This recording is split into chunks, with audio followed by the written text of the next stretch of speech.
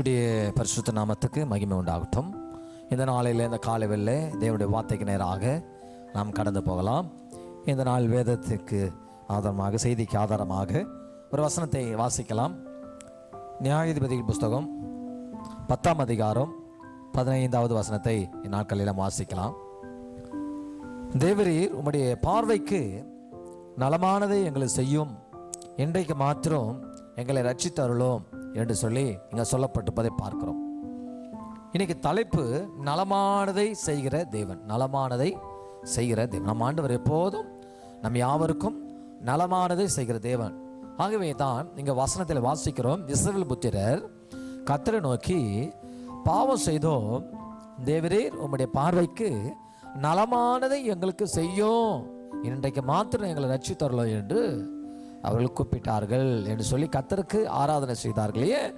அப்படி அவர்கள் சொன்னாங்க அப்படின்னு பார்த்தா 10வது வசனத்தில், அப்பொழுது இஸ்ரவேல் புத்திரர் கர்த்தரை நோக்கி முறையிட்டு உமக்கு விரோதமாக பாவம் செய்தோம், நாங்கள் எங்கள் தேவனை விட்டு பாகாலை சேவித்தோம் அப்படின்னு சொல்லி இங்கே சொல்கிறதே பார்க்கிறோம். அப்போது தான் இந்த அமலேக்கியர்கள் மேலே படையெடுத்து வருகிறதை நாம் பார்க்கிறோம். இங்கே இஸ்ரவேல் புத்திரர் மறுபடியும் கர்த்தரின் பார்வை பொல்லாப்பானதை செய்து கர்த்தரை சேவியாமல் அவர் விட்டு போய் பாகாலையும் அஸ்ரோத்தையும் சீரியாவின் தேவர்களையும் சீதோனின் தேவர்களையும் மோவாப்பின் தேவர்களையும் அம்மோன் புத்திரின் தேவர்களையும் பெலிஸ்தர் தேவர்களையும் சேவித்தார்கள். அப்பொழுது கர்த்தர் இஸ்ரவேல் மேலே கோபம் உண்டு அவர்களை பெலிஸ்தரின் கையில், அவர்கள் அம்மோன் புத்திரின் கையில் விற்று போட்டார் அப்படின்னு சொல்லப்பட்டிருக்கு. அப்பொழுது கர்த்தர் அவர் மேலே கோபம் உண்டு அவர்களை பெலிஸ்தரின் கையிலும் அம்மோன் புத்திரின் கையிலும் ஒப்பு கொடுத்தார். ஆகவே தான் அவர்கள் இந்த காரியம் நடந்தது என்று சொல்லி அவர்கள் நினைத்து என்ன செய்தார்கள், அவர்கள் நீங்கள் போய் உங்களுக்காக தெரிந்து கொண்டு தேவனை நோக்கி முறையிடுங்கள், அவைகள் உங்கள் ஆபத்து காலத்தில் உங்களை ரட்சிக்கட்டும் என்றார்கள் அப்படின்னு சொல்லி எங்கே பார்க்கிறோம். ஆகவே தான் அவர்கள் கர்த்தரை நோக்கி அவர்கள் ஆராதனை செய்கிறார்கள். கர்த்தரை நோக்கி நாங்கள் பாவம் செஞ்சிட்டோம், தேவனுடைய பார்வைக்கு நலமானதை எங்களை செய்யுங்கப்பான்னு சொல்லி முறையிடுவதை பார்க்கிறோம். அன்பானவர்களே, மனிதனுடைய பார்வை என்பது வேற, கர்த்தருடைய பார்வை என்பது வேற. மனுஷ முகத்தை பார்க்கிறான், கர்த்தரோ இருதயத்தை பார்க்கிறார். உள்ளத்தின் ஆழத்தை அவர் ஆராய்ந்து அறிகிற தேவன். நினைவுகள் எண்ணங்கள் எல்லாம் அவர் பார்க்கிறார். அவருடைய எண்ணங்களை பார்க்கிறார், நினைவுகளை பார்க்கிறாரு இல்லைங்களா? சில காரியங்கள் மனுஷனுடைய பார்வை செம்மையாக தோன்றலாம், சில காரியங்களில் சில வேலைகளில் மனுஷனுடைய வழி செம்மையாக இருக்கலாம். ஆனால் வேதம் மனுஷனை மனுஷனுக்கு செம்மையாக தோன்றுற வழி உண்டு, அது முடிவோ மரண வழிகள் என்று நீதிமொழி 14:12 சொல்லும். மனுஷனுக்கு சில வழி செம்மையாக இருக்கலாம், ஆனால் வேதம் நம்ம என்ன எச்சரிக்கிறது, அது முடிவு மரண வழி. ஆகவே அருமையானவர்களே, கர்த்தர் நமக்கு நன்மையானது செய்கிற தேவனாக இருக்கிறார். இஸ்ரவேல் ஜனங்கள் மோசை கொடுத்த இந்த கடைசி ஆலோசனை என்ன தெரியுமா? உபாகமம் 6ஆம் அதிகாரம் 19ஆம் வசனம் சொல்லப்பட்டிருக்குது, நீ கர்த்தருடைய பார்வைக்கு செம்மையும் நன்மையுமாய் இருக்கிறது செய்வாயாக அப்படின்னு சொல்லப்பட்டிருக்குது. நீ கர்த்தருடைய பார்வைக்கு செம்மையும் நன்மையுமாய் இருக்கிறதை செய்வாயாக என்பது அவர் கொடுத்த காட்டு. அப்போது கர்த்தர் சத்துக்களை உங்கள் முகத்துக்கு முன்பாக துரத்தி விடுவார் அப்படின்னு சொல்லியிருக்கிறார். ஆனால் இந்த இஸ்ரவேல் புத்திரரோ என்ன செய்தார்கள், கர்த்தரின் பார்வைக்கு அவர்கள் பொல்லாப்பானதை செய்தார்கள். பொல்லாப்பானதை செய்ததுனால கர்த்தர் அவர்களை மோவாப்பியர்களுக்கோ அம்மோன் புத்திர கையில் விற்று போட்டு விட்டார். இவைகளிலிருந்து நாம் அறிந்து கொள்ள வேண்டியது என்னவென்றால், நாம் தேவனுடைய காரியங்களில் பொல்லாப்பானதை செய்வோம் என்றால், நாம் செம்மையானது செய்ய மறந்து விடுவோம் என்றால், நம்ம ஆண்டவர் சத்துருடைய முகத்துக்கு முன்பாக அவர்களுக்கு விற்று போடுவார். இவர்களை அப்படி தான் விற்று போட்டு விட்டார். ஆகவே அவர்களை என்ன செய்வது என்று சொல்லி அறியவில்லை. அம்மோனியர்கள் யார் என்று பார்ப்போம் என்றால், அவர்கள் லோத்தின் உடைய இளைய மகள் தன்னுடைய சந்ததி உருவாக வேண்டும் தகப்பனோடு பிரவேசித்து ஒரு குமாரனை பெற்றால் அவளுக்கு பென்னாமி என்று பெயரிட்டாள். ஆதியாகமம் 19:38 சொல்லப்பட்ட அந்த பென்னாமி என்றால் அவர்கள் தான் அம்மோன் புத்திரர்கள் என்று சொல்லி தகப்பனாக இருக்கிறார். அவர் அம்மோன் புத்திரர்களுக்கு பென்னாமி ஒரு தகப்பன், அவள் சந்ததியில் வந்தது. அருமையானவர்களே, அவருடைய கரங்களிலே இஸ்ரவேல் புத்திரரை கர்த்தர் விட்டு விட்டார். நம்ம ஆண்டவர் எல்லாவற்றையும் செய்ய வல்லவர் தாங்க. தலைப்பு நலமானதே செய்கிற தேவன். நமக்கு எல்லாமே நல்லதாக தான் செய்வார். அதனால யோபு சொல்றார் 42:2, தேவரே நீ சகலத்தையும் செய்ய வல்லவர், நீ செய்ய நினைத்தது தடைப்படாது. அவர் செய்ய நினைத்தது ஒன்றும் தடைப்படாதுங்க. இன்னைக்கு அவர் நலமானதை உங்களுக்கு செய்வார். அவர் செய்ய நினைத்தது ஒன்றும் உங்களுக்கு தடைப்படவே கர்த்தர் 85ஆம் சங்கீதம் 12வது வசனத்தில் கர்த்தர் நன்மையானதே தருகிறார். கர்த்தர் நன்மையானதை தருகிறார். ஆகவே நன்மையானதை தான் செய்வார். இந்த இஸ்ரவேல் புத்திரருக்கு கர்த்தருக்கு விரோதமாக பாவம் செஞ்சாங்க, சுத்த பொல்லாப்பானதை செஞ்சாங்க, எல்லாம் செஞ்சாங்க. ஆனால் பாருங்களேன், கர்த்தர் மனதுருகிற தேவன். அவர்கள் தன் பாவங்களை அறிக்கை செய்து தேவன் நோக்கி முறையிட்ட போது கர்த்தர் மனதுருகிட்டார். அப்போது கர்த்தர் அவர்கள் ஒரு கீலியாத்தின் ஒரு மகனை, கீலியாத் என்றவருடைய மகன் எப்தாவை அவர்கள் தெரிந்து கொள்கிறார்கள். இந்த கீலியாத் உடைய மகன் தான் எப்தா. இவன் ஒரு பரஸ்தீனுடைய குமாரன் என்பதனால அவர்கள் துரத்தி விடுகிறார்கள். ஆனால் அந்த எப்தாவோ யுத்தம் பண்ணும்போது அவன் யுத்தத்தில் சிறந்தவனாக அவன் காணப்பட்டான். சில பேரோடு சேர்ந்து யுத்தத்துக்கெல்லாம் போவோ ஒரு பராக்கிரமசாலியாக அவன் இருந்தான். ஆனால் அவன் ஒரு பரஸ்தீனுடைய குமாரன் என்பதற்காகவே இஸ்ரவேல் புத்திரர் அவனை புறம்பே தள்ளிவிட்டார்கள். ஆகவே அவனிடத்தில் சென்று நீங்கள் வந்து எனக்காக இந்த அம்மோன் புத்திரர்களோடும் மோவாபியர்களோடும் நீ யுத்தம் பண்ண வேண்டும், பெலிஸ்தர்களோடு யுத்தம் பண்ணணும் அப்படின்னு இந்த எப்தாவிடத்தை கேட்கிறார்கள். அப்போது எப்தா அவர் சொல்கிற காரியம் தான் 11ஆம் அதிகாரத்தில் 7வது வசனம். அதுக்கு எப்தா கீலேயாத்தின் மூப்பர்களை பார்த்து, நீங்கள் அல்லவா என்னை பகைத்து என் தகப்பை வீட்டிலிருந்து என்னை துரத்தினீர்கள், இப்பொழுது உங்களுக்கு ஆபத்து நேரிட்டிருக்க சமயத்தில் நீங்கள் இடத்தில் வருகிறீர்களே என்றான். அப்படியே அவன் கேட்குறான். அந்த கேட்ட காரியத்தை அவள் கேட்டபோது அதை சொல்கிறான், குடிகளாகி எங்கள் அனைவர் மேலும் தலைவனாக இருக்க வேண்டும், இதற்காக இப்போது உன்னிடத்தில் வந்தோம் என்றார்கள். அதற்கு எப்தா, அம்மோன் புத்திரருடைய யுத்தம் பண்ண நீங்கள் என்னை திரும்ப அழைத்து போன பின்பு கர்த்தர் அவர்களை என் முன்னிலையில் ஒப்பு கொடுத்தா என்னை உங்களுக்கு தலைவனாய் வைப்பீர்களா என்று கீலேயாத் மூப்பரை கேட்டான். கீலேயாத்தின் மூப்பர் எப்தாவை பார்த்து, நாங்கள் உன் வார்த்தையின்படி செய்யாவிட்டால் கர்த்தர் நமக்கும் நடு நின்று கேட்பாராக என்றார். அப்போது எப்தா கீலேயாத்தின் மூப்பரோடு கூட போனான். ஜனங்கள் அவனை தங்கள் மேலே தலைவனாக சேனாதிபதியாக வைத்தார்கள். எப்தா தன் காரியங்கள் எல்லாம் மிஸ்பாவிலே கர்த்தருடைய சந்நிதியிலே சொன்னான். இப்போது கீலேயாத்தினாகிய எப்தா இஸ்ரவேல் புத்திரர்களுக்கு ஒரு தலைவனாக மாறிட்டான். இப்போ இந்த எப்தா தலைமையில் இந்த அம்மோன் புத்திரர்களோடும் பெலிஸ்தரோடும் யுத்தம் பண்ணுவதற்காக அவர்கள் புறப்பட்டு போகிறார்கள். ஏன் புறப்பட்டு போகிறார்கள்? கர்த்தர் அவரிடத்தில் ஏற்கனவே அவங்க விண்ணப்பம் பண்ணுறாங்க. இஸ்ரவேல் புத்திரர் ஜெபம் பண்ணுறாங்க. என்ன ஜெபம் பண்ணா? கர்த்தரை நோக்கி நாங்கள் பாவம் செஞ்சோம், தேவரே உம்முடைய பார்வைக்கு எங்களுக்கு நலமானது செய்யுங்கப்பா அப்படின்னு அவங்க முறையிட்டாங்க. முறையிட்டு எப்தாவின் உதவி மூலமாக போகிறார்கள். அப்போது 29வது வசனத்தில் இந்த 11ஆம் அதிகாரம் 29வது வசனம், அப்போது கர்த்தருடைய ஆவி எப்தாவின் மேல் இறங்கினார். அவன் கீலேயாத்தின் மனாசே நாட்டையும் கடந்து போய் அவன் மிஸ்பாவுக்கு வந்தான். அப்பொழுது எப்தா கர்த்தருக்கு ஒரு பொருத்தனை பண்ணி, தேவரே அம்மோன் புத்திரரை என் கையில் ஒப்பு கொடுத்தால் நான் சமாதானத்தோடு திரும்பி வரும்போது என் வீட்டு வாசற்படியிலே எனக்கு எதிர்கொண்டு வருவதை அது கர்த்தருக்குரியதாகும், அதை சர்வாங்க தகன பலியாக செலுத்துவேன் என்றான்.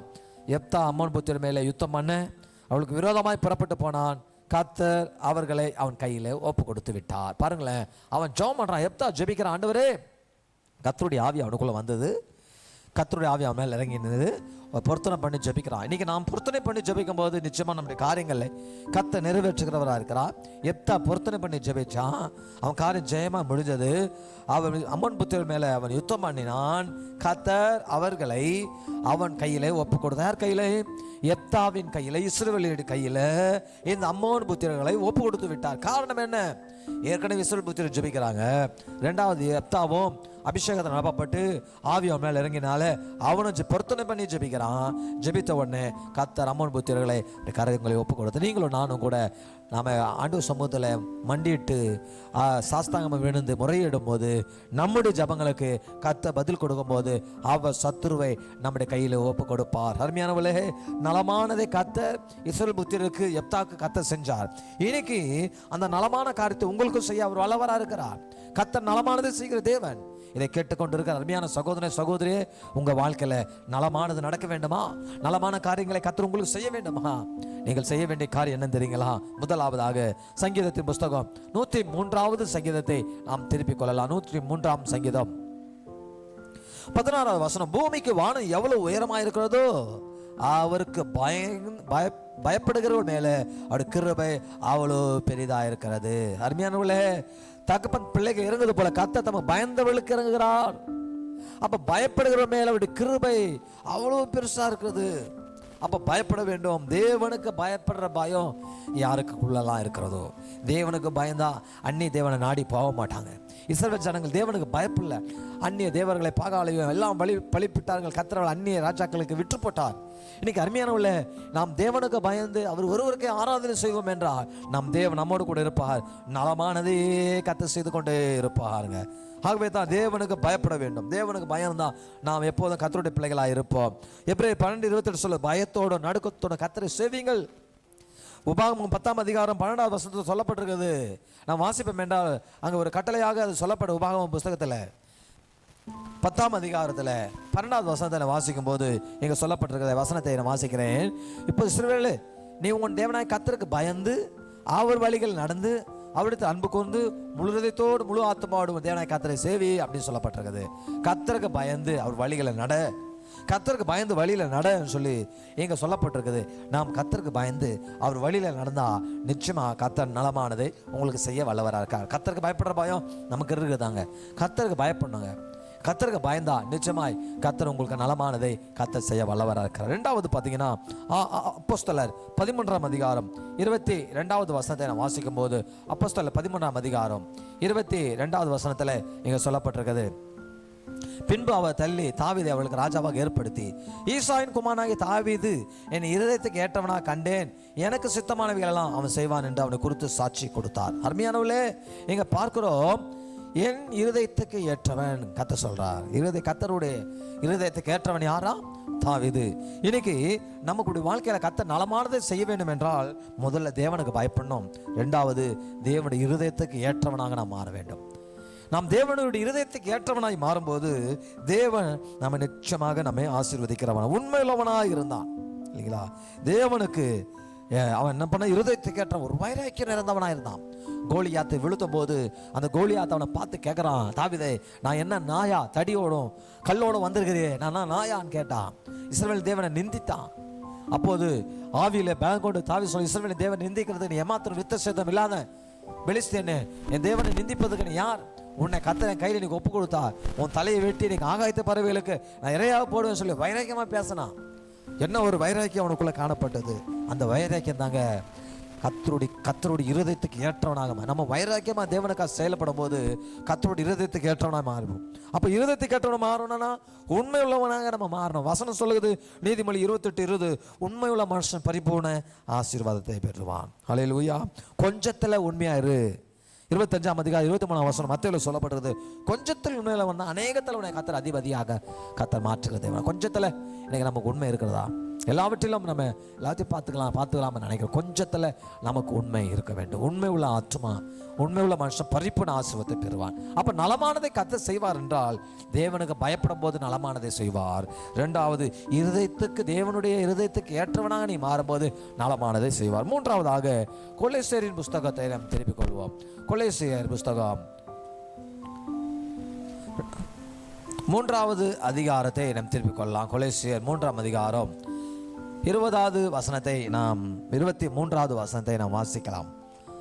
நீங்கள் கர்த்தராய் கிறிஸ்துவை சேவிக்கிறதுனால சுதந்திரமாய பலனை கர்த்தராலே பெறுவீர்கள் என்று அறிந்து எதை செய்தாலும் அதை மனுஷக்கண்டு செய்யாமல் கர்த்தருக்கண்டு மனப்பூர்வமாய் செய்யுங்கள். அப்ப எதை செஞ்சாலும் மனப்பூர்வமாக ஜபம் செஞ்சாலோ, வேதத்தை வாசித்தாலோ, ஊழியத்தை செஞ்சாலோ, கர்த்தருக்கு கொடுத்தாலோ, எதை செஞ்சாலோ மனப்பூர்வமாக செய்ய வேண்டும். நியாயாதிபதிகள் 5:1-3 வாசிக்கும் போது ஜனங்கள் மனப்பூர்வமாய் தங்களுக்கு செஞ்சார்கள். மனப்பூர்வமாய்